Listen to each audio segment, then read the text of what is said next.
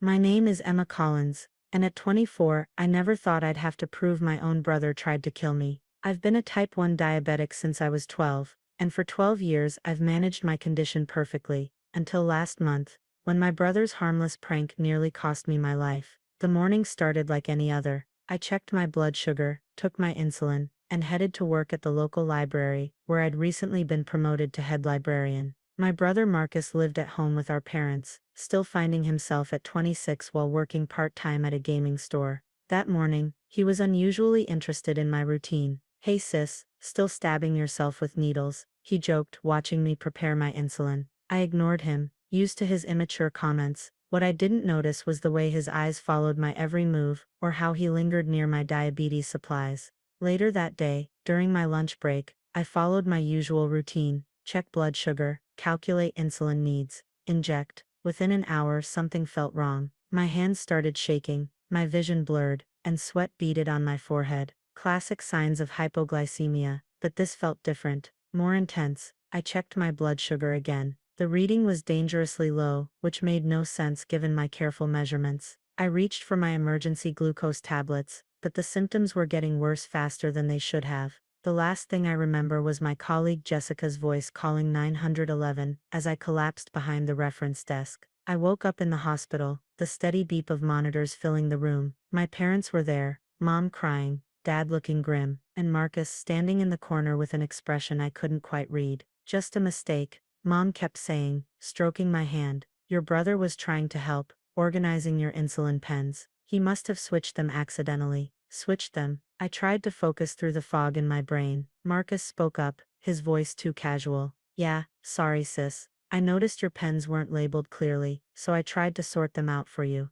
Must have mixed up your fast-acting and long-acting insulin. My bad." He laughed, actually laughed. Something in his tone made my skin crawl. I'd been managing my diabetes for 12 years. My pens were clearly labeled, stored separately, and I never confused them, ever. It was an honest mistake, Mom insisted. "You need to forgive your brother, Emma. Family is everything." But as I lay there, memories started flooding back. Marcus watching me that morning, his unusual interest in my routine, the way he'd been asking questions about my different types of insulin over the past week. "I want to see the security footage," I said quietly. "What?" Mom looked confused. "The library installed new security cameras last month. They cover the break room where I keep my insulin during work hours. I want to see the footage." Marcus's face changed for just a second before he caught himself. "Come on sis, don't be paranoid." I said I was sorry, but I'd seen it, that flash of panic in his eyes. Dad must have seen it too, because he straightened up, suddenly alert. "I'll call the library," he said, ignoring Mom's protests about family trust and forgiveness. Marcus made an excuse and left quickly, saying he had to get to work. Mom followed him, probably to comfort him about my accusations. Dad stayed behind, his face troubled. "Emma," he said slowly, "has anything like this happened before?" I hesitated, then told him about the missing glucose tablets last week, the time my insulin seemed less effective than usual, the way Marcus had been oddly focused on my diabetes lately. Dad's face grew darker with each word. He pulled out his phone and made another call, this time not to the library. "Yes, Officer Thompson, this is George Collins. I need to report a possible attempted murder." The next 48 hours were a blur of police interviews and medical examinations. The hospital ran detailed tests on my remaining insulin pens, finding alarming inconsistencies in their concentrations. Someone had been tampering with them, diluting some and concentrating others to dangerous levels. Detective Sarah Martinez sat at my bedside, her notebook ready. "Tell me about your relationship with your brother," she said, her dark eyes studying my face. Before I could answer, Mom burst into the room. "This is ridiculous. Marcus would never hurt Emma. They've always been close." Had we? I thought about the past few years. Marcus's increasing resentment, as I succeeded in my career while he struggled. The snide comments about my cushy library job. The way he'd sabotaged my interview at his gaming store last year when I was between jobs, telling the manager I was unreliable because of my diabetes. "Mrs. Collins," Detective Martinez said firmly, "please wait outside." Once Mom left, I told the detective everything. The strange incidents with my diabetes supplies, Marcus's unusual behavior, and his suspicious interest in my condition lately. "We have the security footage from the library," she said, pulling out her tablet. "Are you ready to watch it?" The video was crystal clear. It showed Marcus entering the break room during my shift, using the spare key he'd borrowed from Mom's purse to drop off my lunch. He went straight to my diabetes supply bag, methodically switching insulin pens and adjusting their contents.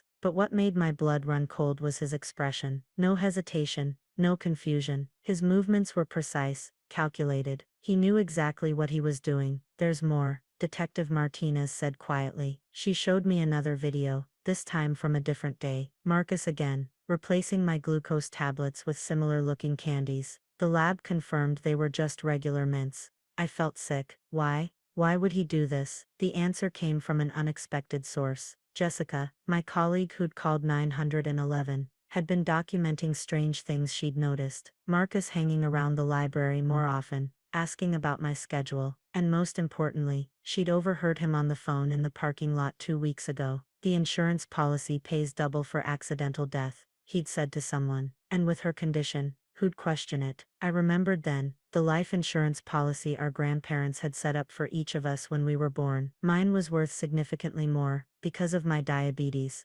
intended to help with medical expenses. Marcus had been asking about it recently, claiming he was just worried about my financial security. The evidence was overwhelming, but Mom refused to believe it. "There must be an explanation," she insisted. "Marcus is a good boy. Emma must have mismanaged her insulin." Dad, however, had finally opened his eyes to the truth. He found Marcus's laptop at home, discovering searches about insulin overdose, death by hypoglycemia, and life insurance claims. There were also emails to loan sharks. Marcus was deeply in debt from online gambling. "I've enabled him for too long," Dad said, his voice breaking. "I kept making excuses for his behavior, his lack of responsibility. I never thought he'd go this far." The police arrested Marcus at his gaming store. He didn't even try to deny it when confronted with the evidence. Instead, he laughed, just like he had in the hospital. "She's always been the perfect one," he spat. "Perfect grades, perfect job, perfect daughter. Even her damn disease got her more attention. Do you know what it's like living in her shadow?" His words echoed in my head, as I sat in my hospital room that night, still recovering from what my own brother had tried to do to me. Mom hadn't returned since Marcus's arrest, probably unable to face the truth. Dad stayed though, standing guard like he was trying to make up for years of not seeing what Marcus really was. Detective Martinez visited again, updating me on the investigation. They'd found more tampered insulin at home, and evidence that Marcus had been planning this for months. He'd even joined online forums, seeking advice about making deaths look accidental. "He'll be charged with attempted murder," she said, "along with insurance fraud conspiracy, and tampering with medical supplies. Given the premeditation and evidence, he's looking at significant prison time." I should have felt relieved, but mostly I felt empty. My brother had tried to kill me for money, my mother couldn't accept the truth, and my carefully managed diabetes, something I'd handled successfully for 12 years, had been turned into a weapon against me. The library sent flowers, along with a card signed by every staff member. Jessica visited daily, bringing books and quiet support. But it was Dad's transformation that surprised me most. He'd gone from Marcus's biggest defender to my fiercest protector, ensuring all my medical supplies were now kept in a locked cabinet with camera surveillance. As I prepared to be discharged, I knew this wasn't over. Marcus's trial was ahead, and Mom's denial would need to be addressed. But for now, I was alive, and the truth had finally come to light. 6 months after Marcus's arrest, I sat in the courtroom, watching my brother plead guilty to attempted murder. He looked different now, thinner, paler, his usual smirk replaced by something harder. Mom sat on the other side of the courtroom, still unable to sit with me, still clinging to her denial, despite the overwhelming evidence. "Your Honor," the prosecutor stated, "the premeditation in this case is chilling. Mr. Collins spent months researching how to manipulate his sister's medical condition to cause her death. He viewed her diabetes not as a condition to be managed, but as a weapon to be exploited." Marcus's defense attorney tried to paint it as a cry for help, claiming gambling addiction and depression had clouded his judgment. But the evidence told a different story. The judge read out excerpts from Marcus's online messages. Perfect timing. "She never checks the concentrations, just trusts her routine. One mistake with insulin, and nobody questions a diabetic's death." I watched Mom flinch at those words, perhaps finally facing the truth about her son. Dad squeezed my hand, his presence steady and protective as it had been since that day in the hospital. The sentence came down hard: 15 years for attempted murder, with additional time for insurance fraud conspiracy. As they led Marcus away, he turned to look at me one last time. No remorse, no apology, just that same cold calculation I'd seen in the security footage. "Emma," he called out, "you always did take things too seriously. It was just a joke that got out of hand." A joke. My life had been worth nothing more than that to him. Outside the courthouse, reporters waited with questions about the insulin killer case, as they dubbed it. Dad shielded me from their cameras, while Jessica, who testified about Marcus's suspicious behavior at the library, helped me to the car. That evening, unexpectedly, Mom showed up at my apartment. She looked older, tired, the weight of truth finally settling on her shoulders. "I found these," she said, placing a box on my coffee table. Inside were childhood photos. Marcus and me playing together, celebrating birthdays, seemingly happy siblings. I've been looking at them for hours, trying to understand when it changed. When my son became someone who could. She couldn't finish the sentence, but she didn't need to. We both knew what Marcus had become. "I'm sorry, Emma," she whispered, really looking at me for the first time since this all began. "I was so desperate to believe in his innocence that I forgot to protect you." What kind of mother does that make me? We talked for hours that night,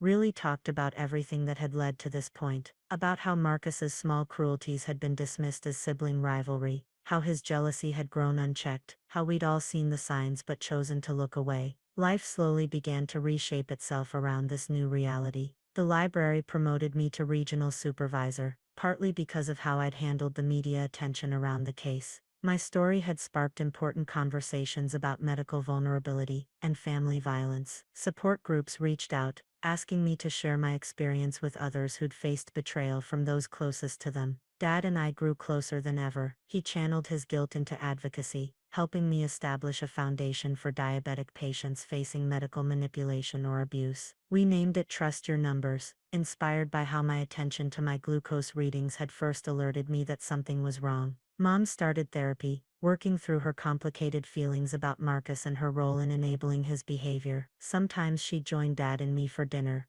our family smaller now, but somehow more honest than it had ever been. A year after the incident, I stood in front of a medical conference, sharing my story with healthcare providers and security experts. The protocols developed after my case had already helped identify 3 similar instances of medical manipulation within families. "Trust your instincts," I told them. "When something feels wrong, even if it's family, especially if it's family, pay attention." Jessica, now my closest friend, sat in the front row, beaming with pride. She'd recently been promoted to head librarian, filling my old position, and we'd started a book club, focusing on medical mysteries, finding healing through fiction after living through our own real-life drama. As I finished my speech, I touched the medical alert bracelet on my wrist, newly equipped with a tamper-evident seal and digital monitoring. Marcus had tried to turn my condition into my weakness, but instead, it had become my strength, my way of helping others. Life would never be the same, but maybe it wasn't supposed to be. Sometimes the hardest betrayals teach us the most important lessons about trust, vigilance, and the courage to stand up for our own survival. The end.